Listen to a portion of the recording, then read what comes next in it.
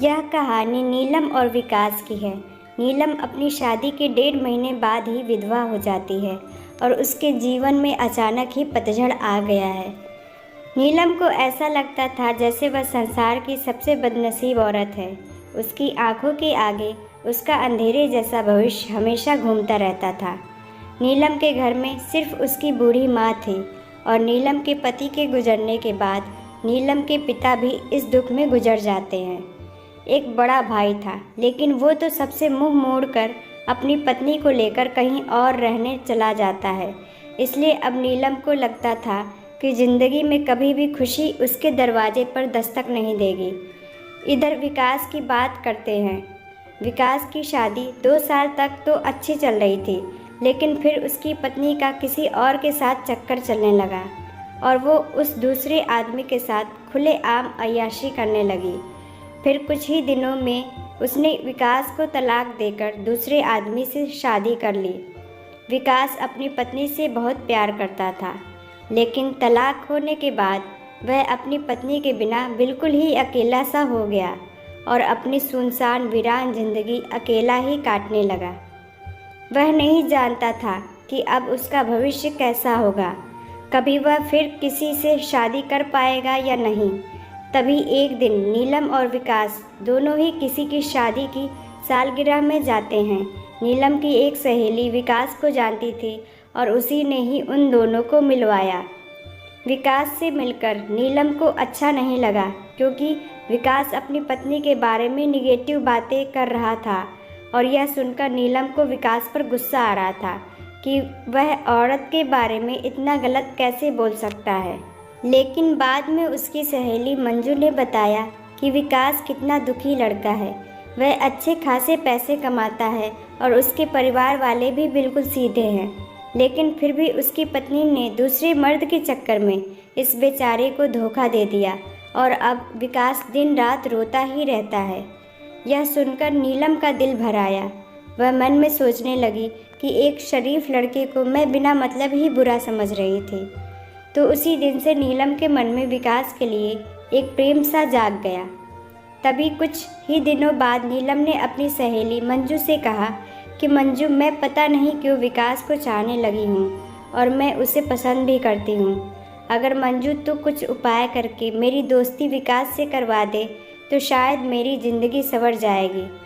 तो मंजू ने कहा कि ठीक है, तू कहती है तो मैं किसी बहाने से विकास को अपने घर बुलाती हूँ। मैं उसे तेरी सारी कहानी पहले ही बता दूंगी, फिर तू भी आ जाना। आगे तुम दोनों की किस्मत। तभी मंजू अपने जन्मदिन का बहाना करके विकास को अपने घर बुलाती है और मंजू विकास को नीलम की बीती हुई सारी बात बताती है और वो उसे ये भी बताती है कि शादी के 1.5 महीने में ही नीलम विधवा हो गई थी। विकास को नीलम का ऐसा हाल देखकर उसे बहुत दुख होता है। तभी विकास नीलम से मिलता है और उसे समझता है। वाकई में नीलम एक बहुत दुखी लड़की थी। अब विकास से ये तय कर लेता है कि वो नीलम का सहारा बनेगा। नीलम को भी विकास दिल से बहुत ही पसंद था और दोनों ही बाहर भी मिलने लगे ताकि वो एक दूसरे को सही से समझ सकें।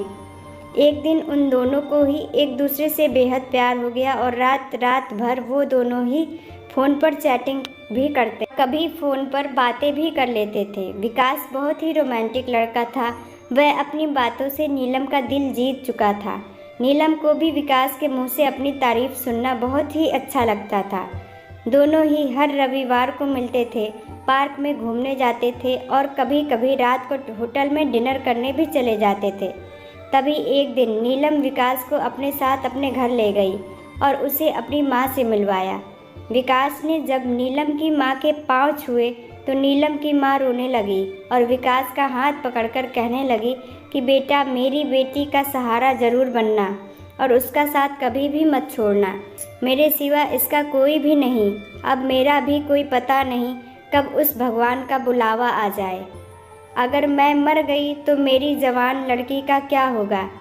ये सुनकर विकास की भी आंखों में आंसू आ गए और नीलम भी खूब रोने लगी। तभी विकास ने कहा कि माँ जी, आप बिल्कुल चिंता ना करें। नीलम का मैं मरते दम तक साथ नहीं छोड़ूंगा और आपको भी कुछ नहीं होगा। और आपकी बेटी का मैं ज़िंदगी भर ही ख्याल रखूँगा। ये सुनकर नीलम की माँ और नीलम को बहुत ही अच्छा लगा और नीलम विकास का हाथ अपने गालों पर लगाकर रोती है। तभी एक दिन दोनों ही पार्क में बैठे थे तो नीलम ने कहा कि विकास, तुम अपने घर वालों से मुझको कब मिलवाओगे। विकास ने बात टाल दी और उससे प्यार भरी बातें करने लगा और कहा, नीलम, मैं तुम्हारे बिल्कुल नज़दीक आना चाहता हूँ, बोलो तुम मुझे अपने करीब कब आने दोगी। लेकिन नीलम विकास को अपने करीब आने से मना करती है, मगर फिर भी थोड़ा बहुत वो दोनों प्यार कर ही लेते हैं। तभी नीलम की सहेली मंजू ने नीलम के कान भरना शुरू कर दिए। उसने कहा कि नीलम, लड़कों पर इतना जल्दी भरोसा नहीं करते, तू तो सीधी सादी है, विकास को अपनी माँ से भी मिला दे। लेकिन विकास ने तुझे किसी से मिलवाया? कहीं ऐसा ना हो कि वो तुझे इस्तेमाल करके ना छोड़ दे। यह सुनकर नीलम के कान खड़े हो गए और वह सोचने लगी कि कहीं विकास मुझे धोखा तो नहीं दे रहा।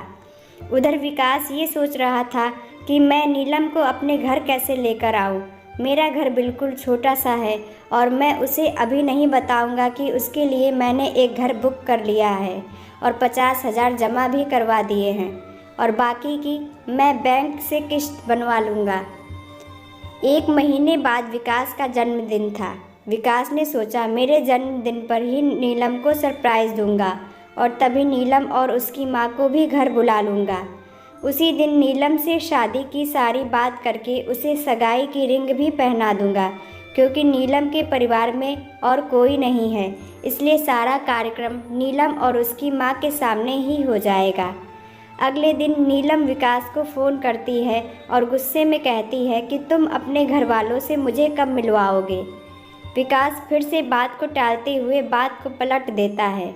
अब नीलम का शक और भी बढ़ जाता है। तभी नीलम विकास से कहती है, तुम्हारे बैंक में कितने पैसे हैं, मुझे अपना बैंक बैलेंस दिखाओ। लेकिन विकास ने बैंक बैलेंस दिखाने की बात भी टाल दी, क्योंकि सभी पैसे उसने मकान के बयाने में दे दिए थे और उसके अकाउंट में यही कोई 8 से 10 हज़ार ही पड़े थे। नीलम का शक अब बढ़ता ही जा रहा था और वो ये सोच लेती है कि विकास वाकई में मेरा इस्तेमाल कर रहा है और वो मुझसे शादी भी नहीं करेगा, इसलिए नीलम विकास का फ़ोन तक उठाना बंद कर देती है। इधर विकास एंगेजमेंट की सारी तैयारी कर चुका था। बातों ही बातों में उसने नीलम की अंगूठी का भी नाप ले लिया था और नीलम को इसका पता भी नहीं चला था। विकास ने नीलम की तरफ से खुद की भी अंगूठी बनवा ली थी ताकि नीलम की माँ का कोई भी खर्चा ना हो सके। विकास ने किसी से थोड़ा कर्जा लेकर नीलम के लिए साड़ी और उसका सारा सामान खरीद लिया था और उसकी माँ के लिए भी एक सुंदर साड़ी खरीद ली। अब विकास ने सबको यह कह दिया कि मेरे जन्मदिन वाली रात को मेरी सगाई नीलम से है और उसके घर में भी उसने सबको बता दिया था। सारी तैयारी हो चुकी थी। तभी एक दिन विकास ने नीलम को 3 बार कॉल किया, मगर नीलम ने उसका फ़ोन गुस्से में उठाया और कहा कि क्या बात है, जल्दी कहो। तो विकास ने कहा, कल शाम को 5 बजे तुम और तुम्हारी माँ को मैं लेने आ रहा हूँ। तो नीलम ने कहा कि मुझे कहीं भी नहीं जाना।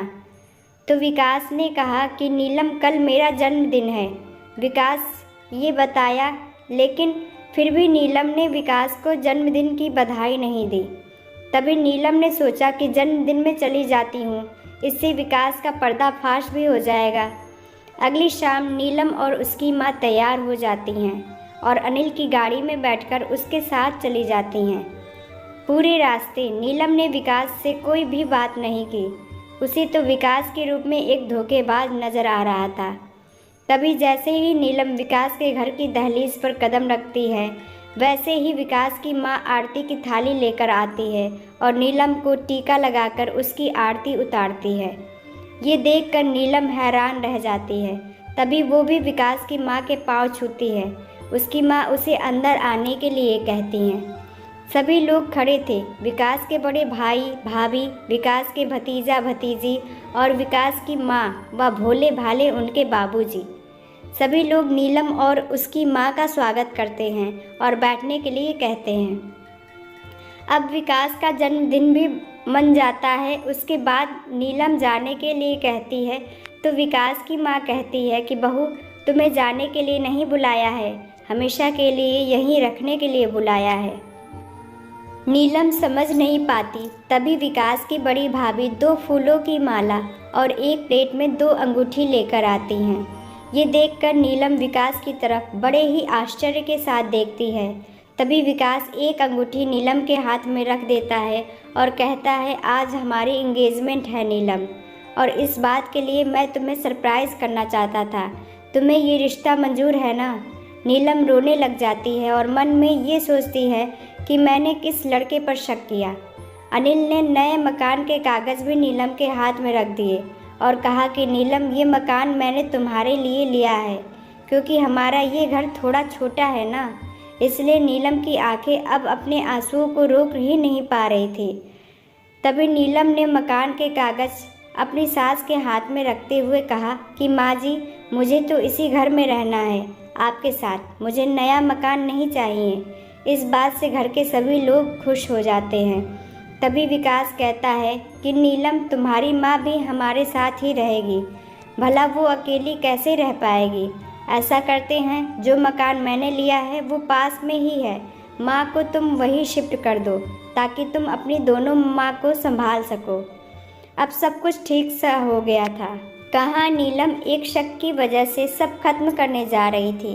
ये गलती उसे बहुत महंगी पड़ने वाली थी, मगर नीलम ने विकास के घर जाकर अच्छा ही किया। इसलिए दोस्तों, जीवन में कभी भी किसी शक की वजह से आप अपने प्यार को कभी मत छोड़ना। पहले पूरा सच जानना, फिर कोई कदम उठाना, तभी आपका भी रिश्ता बच सकता है। आपको ये कहानी कैसी लगी, नीचे कमेंट करके हमें ज़रूर बताइएगा। अगर आपको ये कहानी पसंद आई हो तो अपने दोस्तों के साथ ज़रूर शेयर करें और ऐसी ही प्यारी कहानियाँ सुनने के लिए हमारे YouTube चैनल से जुड़ें।